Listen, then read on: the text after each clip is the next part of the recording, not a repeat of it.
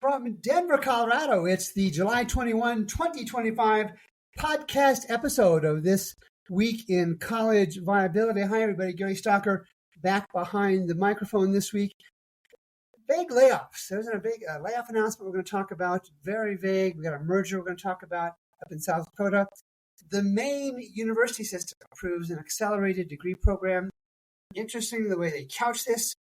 And there's been some recent surveys out there that says maybe the perception of higher education is getting better.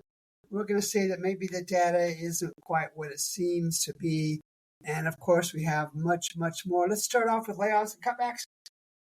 Headline reads, local university to cut jobs as it sees declining enrollment numbers. And of course, we've had stories like this for a long time. What's interesting about this is the headline did not name the college. So let me help with that. It's Xavier University to cut some jobs. This was from WKRC on July 18th. A university spokesman, again, no name. Xavier University spokesperson said the job cuts will not impact full-time faculty. It will affect temporary workers and 2 executive positions. Sounds like a small number to me. Last year, the story concludes, the university welcomed nearly 1,000 freshmen. They're looking at a number somewhere in the vicinity of 800 freshmen when classes resume in August. Do the math, 200 less students, say it's $20,000 per year in tuition. That's a big loss. A merger, St. Luke's College up in South Dakota to join Morningside University. Brandon Martin had this at TWICV on July 15th. St. Luke's College will enter an agreement with Morningside University as part of a shared vision to continue to enhance educational opportunities in healthcare and support academic excellence. I should have that in the drivel section. In a press conference, St. Luke's College at Unity Point Health said it will become part of Morningside University, adding to the university's ability to educate healthcare professionals in South Dakota. The merger is expected to be completed by the end of 2026, with the first stage of approvals expected by the end of the fall 2025 term. Page 2. The Maine university system, not the University of Maine, but the whole university system in Maine, approves an accelerated degree program to address workforce gaps. This is from Isha Pendarkar on July 14th at Maine Morning Star.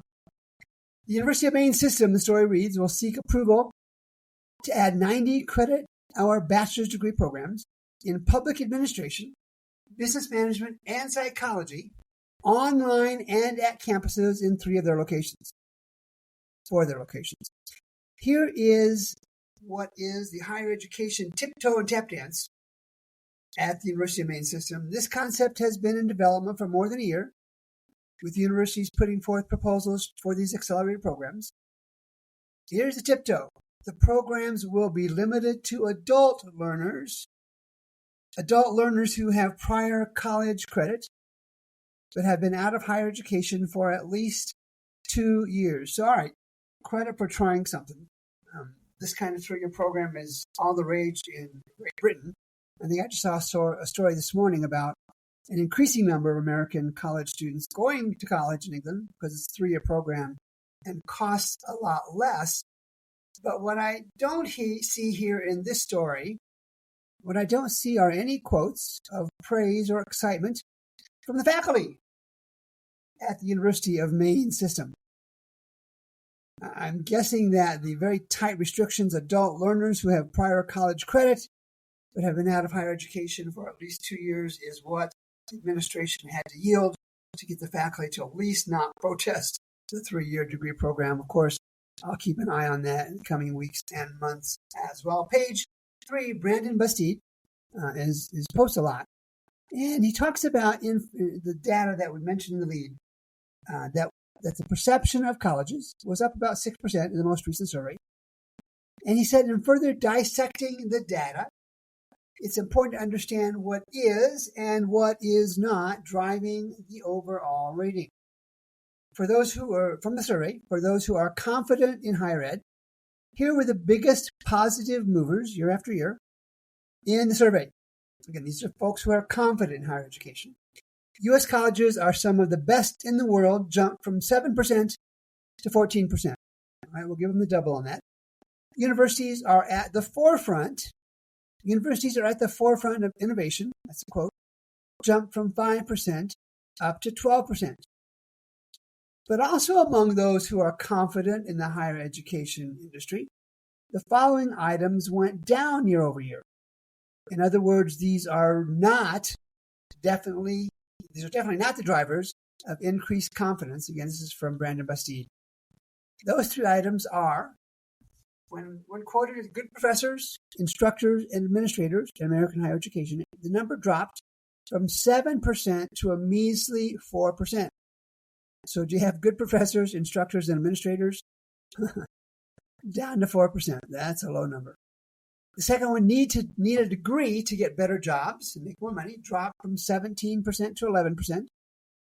And the third one, prepare students to get ahead in life, dropped from 9% again to a very low 5% number. Now, Mr. Bastide goes on to say, these nuances are so important to understand, and a big takeaway from these is that messages about the public good of higher education, public good, are resonating much more than messages about the private and individual benefit. So I've got a second story on that. This is from Courtney Brown, from the Lumina Foundation survey with, Gallup, the Lumina Gallup survey, same topic. Is America falling back in love with higher ed, or are we measuring the wrong things? Kind of a continuation of what we just talked about with Brian Bastide. And Ms. Brown writes, after nearly a decade of free fall, confidence in higher education has ticked up 6 percentage points. This is, again, from a Lumina Gallup survey. 42% of Americans now say they have a great deal or quite a lot of confidence in colleges and universities, up from 36 points last year. Ms. Brown writes, on its face, this is good news, right? But she goes on to challenge it. She suggests, what if we are misreading this uptick? What if this isn't about institutions changing, not institutions changing, but about focusing on the wrong signals or measuring the wrong things? But as we dig into why people feel more confident, she notes, an odd pattern emerges. This reaffirms what Mr. Bastide said a minute ago. More people now cite innovation as a reason for their trust in colleges and higher education. More think U.S. colleges are among the world's best.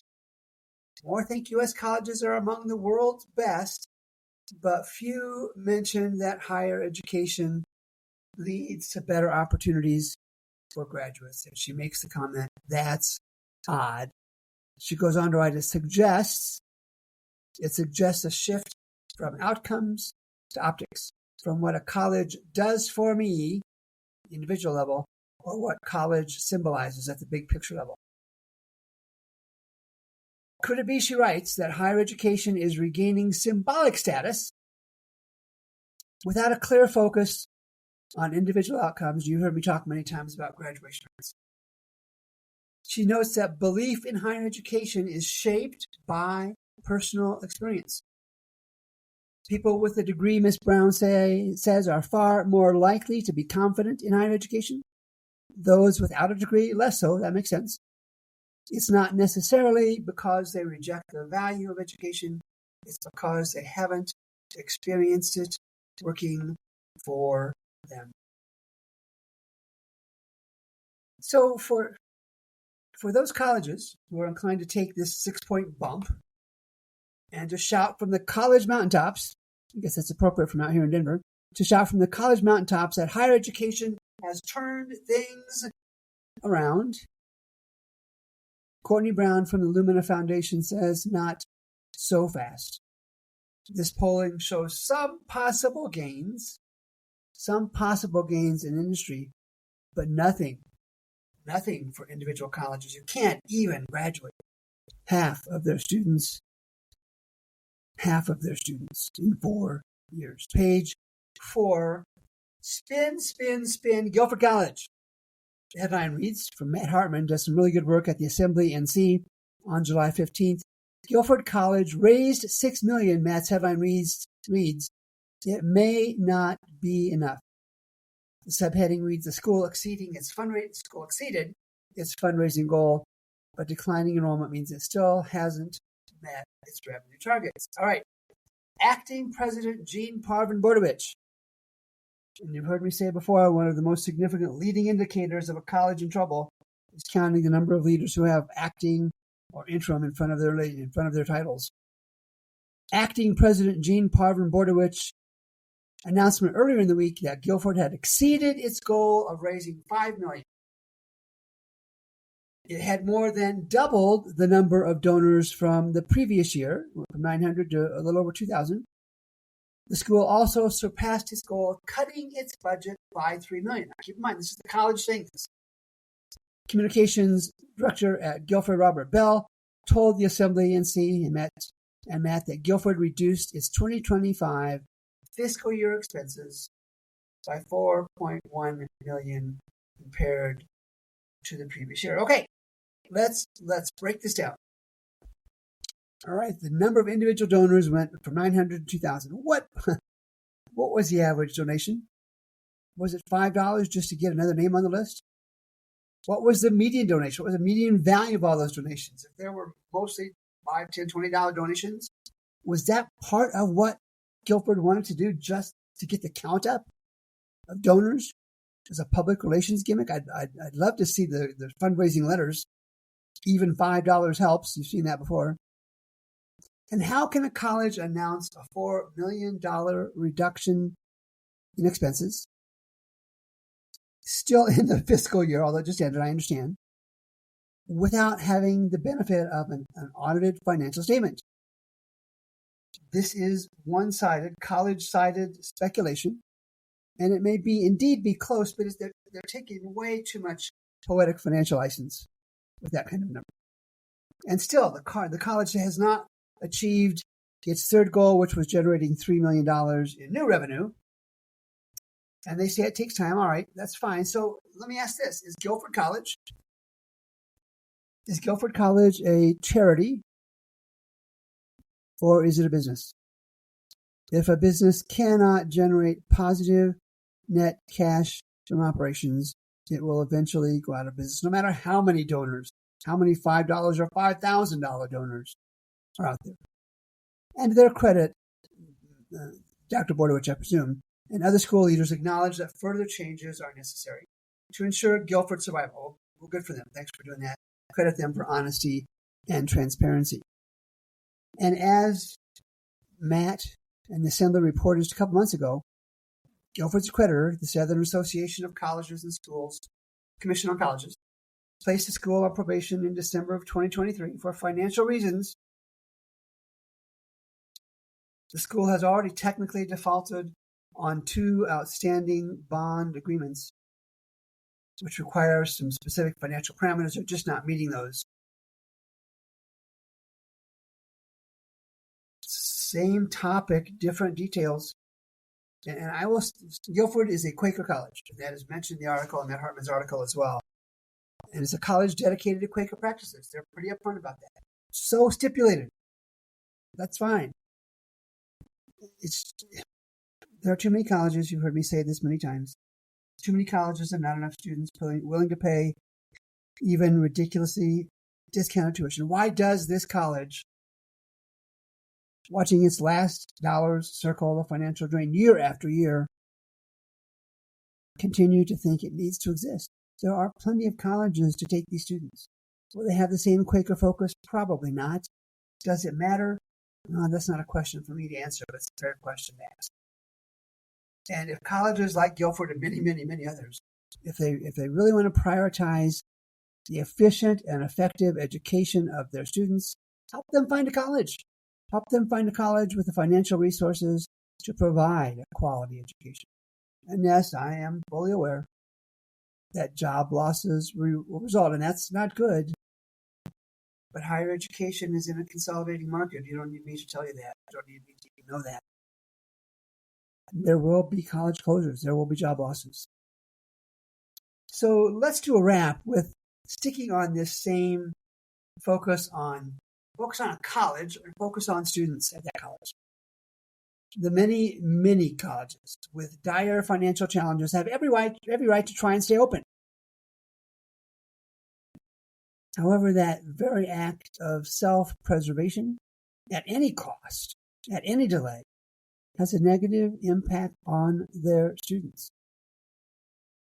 If these same colleges want to really focus on their students like they say all the time, do the right thing by them. When you're watching those last dollars circle the financial drain before you have to send somebody to turn off the lights, help these students find the best opportunity to finish or even start their college degree, their college education. And to do that at a college that's not watching its last dollars circle the financial drain. Hey, as always, grateful for you listening to the podcast. I'll be back next week on July 28th with another episode of This Week in College Viability, and I'll look forward to speaking with you then.